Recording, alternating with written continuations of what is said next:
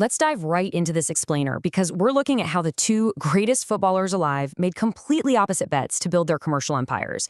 We're talking, of course, about Cristiano Ronaldo and Lionel Messi. Now, these two defined an entire era on the pitch, right? But when it came to building wealth that outlives the game, they took drastically different paths.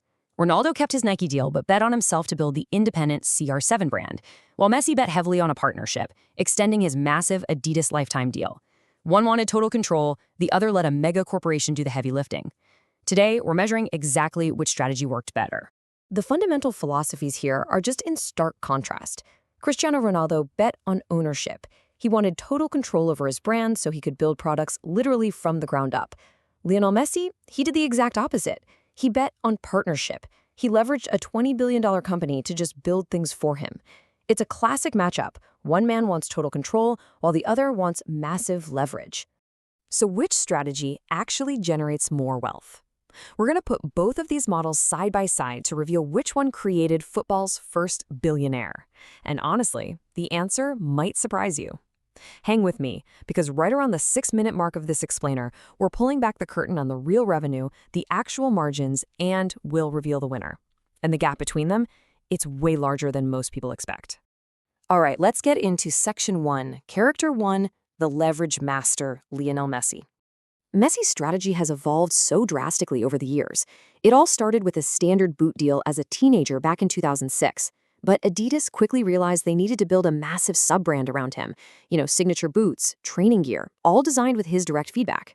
He'd shape the fit and the touch, but Adidas completely owned the products. By 2017, this escalated into a super rare lifetime deal.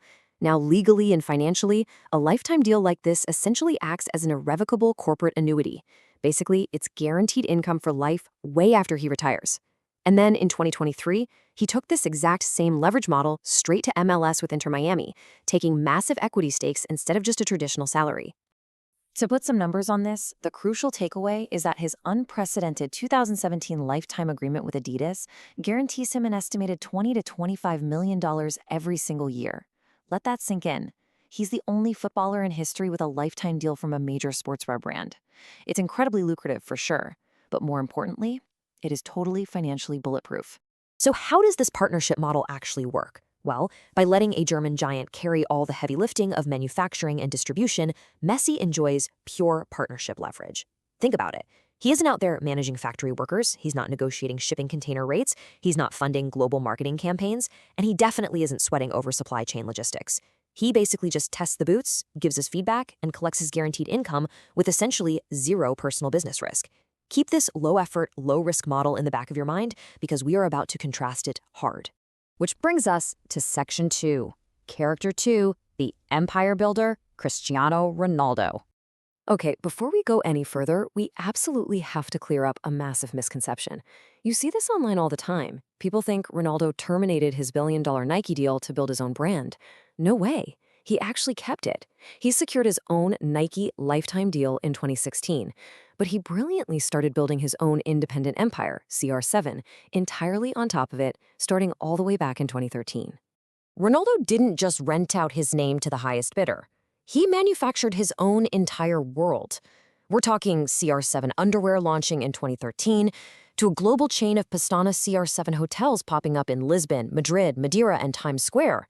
Then came footwear, Crunch fitness gyms, luxury Jacob & Co. watches, and yeah, even his own alkaline water brand. It's a frankly dizzying portfolio. Just imagine trying to score a hat trick on the pitch while conceptually having to worry about hotel vacancy rates in New York and the global sales volume of your men's briefs. It's wild. And the science behind how he pulled this off is fascinating. Academic research published in the International Journal for Multidisciplinary Research actually decodes how Ronaldo perfectly monetizes his intense personality. Think of his iconic Suzu celebration and his super disciplined lifestyle. According to frameworks like Kapfer's brand identity prism and McCracken's meaning transfer model, when fans buy CR7 products, they're psychologically purchasing a piece of his glamour and his excellence. It's a brilliant, highly calibrated psychological business engine. If he wouldn't wear it himself, they don't sell it. This quote captures the absolute essence of his strategy.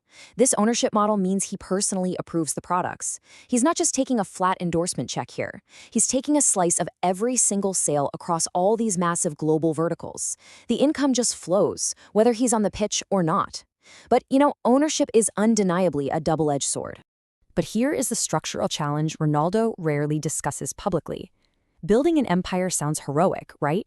But building your own empire means you also own all the costs. You own the unsold inventory gathering dust in a warehouse. You own the empty hotel rooms during a global recession. You're responsible for the complicated shipping logistics, the thousands of staff members on payroll, and the massive brand management overhead. This is the hidden friction in the CR7 machine that those glossy highlight reels just never show you. All right, Section 3, the billion-dollar reveal. We're at the 6-minute mark, so let's see who actually made more. Let's run the actual numbers and deliver on our promise from earlier.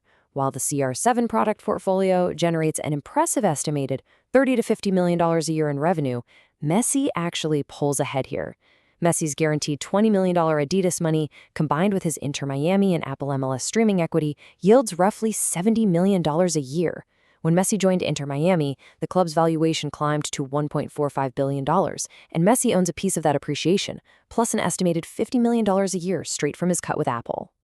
Looking at this side by side, the difference in operational burden is just staggering. Ronaldo has total ownership, sure, but he carries massive overhead tied to physical factories and storefronts. Messi, on the other hand, is an equity partner with essentially zero overhead. He's taking highly profitable slices of massive pies that were built by other people. This perfectly demonstrates why guaranteed partnership income can compete so fiercely with a self-owned brand. It all comes down to that massive difference in overhead costs. However, when we look at the ultimate scoreboard of net worth, in June 2025, Ronaldo became football's first billionaire, sitting at a staggering $1.4 billion, while Messi sits at roughly $850 million. So Ronaldo won the race to $1 billion. But how he actually got there? That's the real twist of this explainer.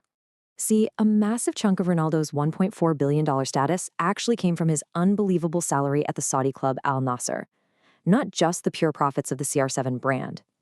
As academic research on destination branding shows, his move to Al Nassr was a huge part of Saudi Arabia's global branding strategy, and they happily paid a premium for his unmatched global influence. The CR7 brand empire is enormously valuable, valued at over $1 billion itself. But it carries immense operational risk and overhead compared to his direct athletic salaries and his Nike deal. Now for Section 4, the post-retirement outlook. Let's look at the long game. Because the ultimate test for these two opposing commercial strategies is what happens after they hang up their boots. Ronaldo's brand is really designed as a family business. It's a true dynasty, meant to outlive his playing career, completely regardless of his performance on the pitch. A CR7 hotel keeps filling rooms even if he stops scoring goals, provided the brand stays relevant. Messi, conversely, leaves behind a financial portfolio. His Adidas deal guarantees him lifetime ambassador pay unconditionally, and his appreciating club equity in Inter Miami could be worth exponentially more in 20 years, literally without him having to lift a finger. Both roads lead to the top of the mountain, but the vehicles they chose couldn't be more different. So I'll leave you with this final thought. Knowing the hidden costs and overhead of building an empire versus the immense power of equity and leverage, which path would you choose to build your legacy? Would you build CR7 or take the guaranteed deal? Think about it. Thanks for joining me for this explainer, and I'll catch you in the next one.